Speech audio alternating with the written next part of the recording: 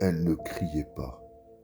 Elle regardait, immobile, comme si le temps s'était figé autour d'elle, comme si son corps refusait de céder à la panique, concentré uniquement sur la silhouette frêle qu'elle tenait entre ses bras.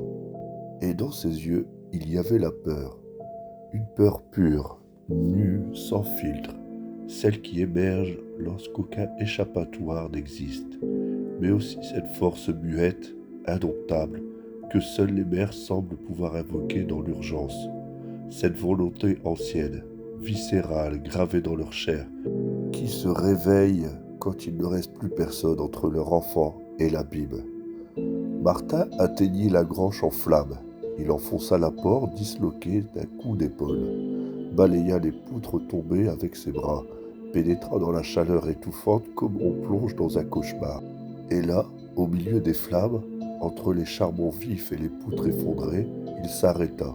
Il y avait là, au centre du sol calciné, un homme étendu, nu, comme abandonné par une entité invisible dans un silence sacré. Son corps posé avec une précision presque rituelle, sans trace de lutte ni de chute.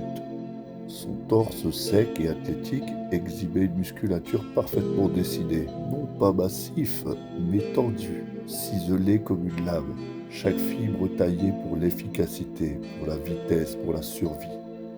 Ses abdominaux formaient une ligne nette, marquant la frontière entre le chaos environnant et cette forme figée, presque irréelle. Ses bras, tendus le long de son corps, révélaient la puissance d'un combattant naturel, comme ceux qui n'apprennent pas à se battre, mais naissent pour cela.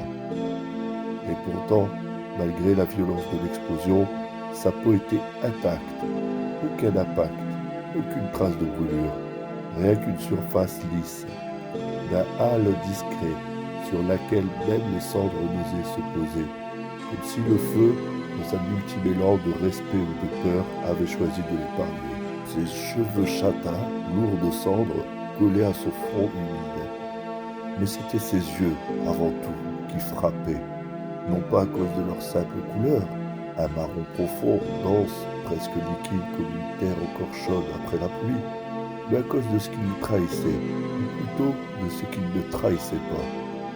Ils étaient ouverts, grands, parfaitement immobiles, fixant un point que nul autre ne pouvait deviner, comme si leur propriétaire, bien que physiquement présent, n'était pas encore descendu dans son propre corps, comme si sa conscience flottait encore quelque part au-dessus du monde, hésitant à réintégrer ce qu'elle avait quitté.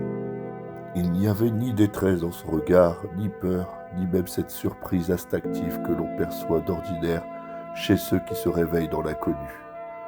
Aucun tressaillement, aucune panique, aucune colère, rien de ce qu'on attendrait d'un homme au milieu des flammes. Il n'y avait que ce silence immense, presque cosmique, cette forme de vide si totale qu'il semblait absorber le peu de sens que les choses avaient encore. Un vide calme, posé, presque serein, mais profondément dérangeant. Comme si ce regard attendait encore que quelque chose le traverse, que quelque chose revienne, que lui-même, enfin, arrive. Martin sentit sa gorge se serrer, chaque pas le rapprochant d'un doute qu'il n'avait pas connu depuis des années. Et pour la première fois depuis longtemps, il hésita, sans raison apparente, juste parce que quelque chose clochait. L'homme ne tremblait pas, il respirait à peine. Il était là, allongé au sol, nu, comme s'il avait été placé là volontairement, sans trace de lutte, sans blessure, sans explication. Une présence brute, étrangère, posée au milieu des flammes et du silence, comme si le chaos l'avait ignoré, comme si rien autour de lui n'avait d'emprise. Martin s'approcha lentement, les narines brûlées par la fumée, les yeux plissés sous la chaleur écrasante. Le feu gagnait du terrain, les poutres vibraient au-dessus de lui, prêtes à s'effondrer à tout moment. L'air devenait plus lourd à chaque pas, saturé d'odeurs, de bois brûlé, de suie et de menaces. « Monsieur, vous pouvez marcher ?» L'homme releva la tête lentement, sans sursaut. Ses yeux marrons croisèrent ceux de Martin, un regard vide, sans panique, sans douleur, sans peur. Un regard qui ne cherchait rien, qui ne fuyait rien, juste là. Martin jeta un coup d'œil rapide vers la sortie, devinant les flammes danser derrière lui, sentant la morsure du feu sur sa nuque.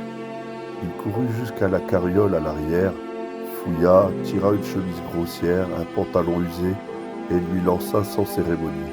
« Habille-toi, vite, si tu restes ici, tu crames !»